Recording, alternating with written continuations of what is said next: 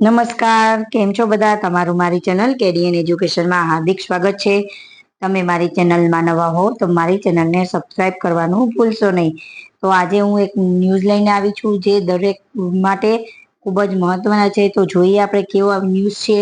તો ન્યૂઝ છે કે ई श्रम कार्ड सरकार की नई पहल, भगवान की सेवा पूजा करने वाले पुजारी અને પુરોહિત को मिलेगी पेंशन। મિત્રો જુઓ, આ જયપુરની ન્યૂઝ છે જેમાં સરકારે પહેલ કરી છે કે જે ભગવાનની સેવા પૂજા કરવા વાળા પૂજારી છે ને એને પેન્શન મળશે। 16 से 59 साल की उम्र के लोग बनवा सकते हैं यह कार्ड। आ कार्ड बनावानुं छे। सरकार ने मजदूरों की सहायता का प्रदान करने के लिए ई श्रम कार्ड योजना की शुरुआत की, जिनमें इस योजना के माध्यम से सरकार ने मजदूरों को दुर्घटना बीमा और पेंशन का लाभ देने का निर्णय लिया था।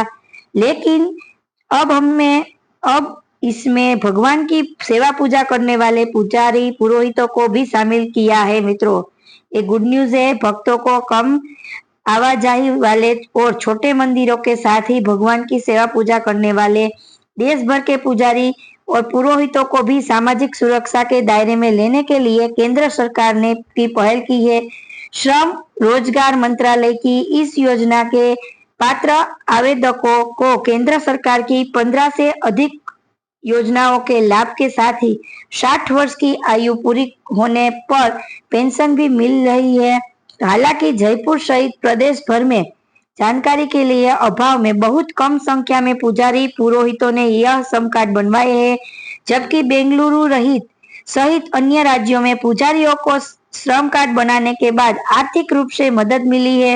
ऐसे में सरकार के साथ ही विभिन्न संगठनों को भी जागरूकता की मुहिम शुरू करने की आवश्यकता है।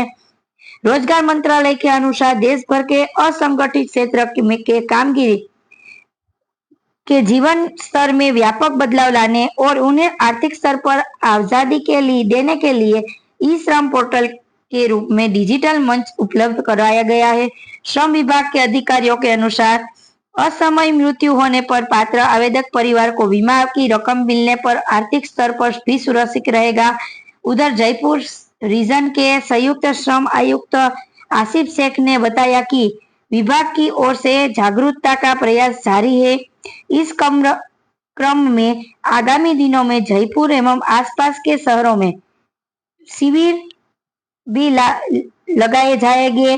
इस कार्ड को मुख्य फायदा शू है तो कि पीएम आवास, श्रम योगी मानव धन योजना, सुरक्षा बीमा, आयुष्मान भारत, सार्वजनिक वितरण प्रणाली सहित केंद्र की 15 से अधिक योजनाओं का लाभ मिलेगा। 16 से 59 की उम्र तक लोगों को यह कार्ड बनवा सकते हैं।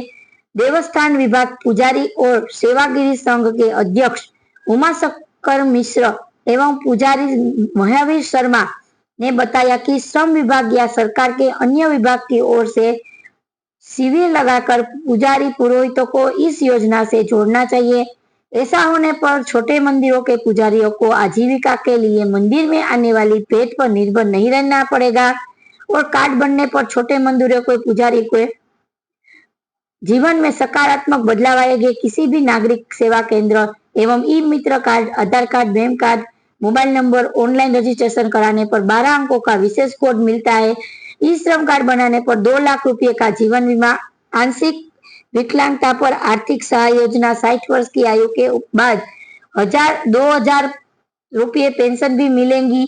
इसके लिए 16 से 59 तक की उम्र में लोग यह कार्ड बनवा सकते हैं। मित्रों, 16 થી 59 ઉંમરના સુધી તમે આ ઈ શ્રમ કાર્ડ બનાવી શકો છો। એમાં ઘણો બધો લાભ પણ મળશે મિત્રો તમને, તમે જોઈ શકો છો આ વિડીયોમાં।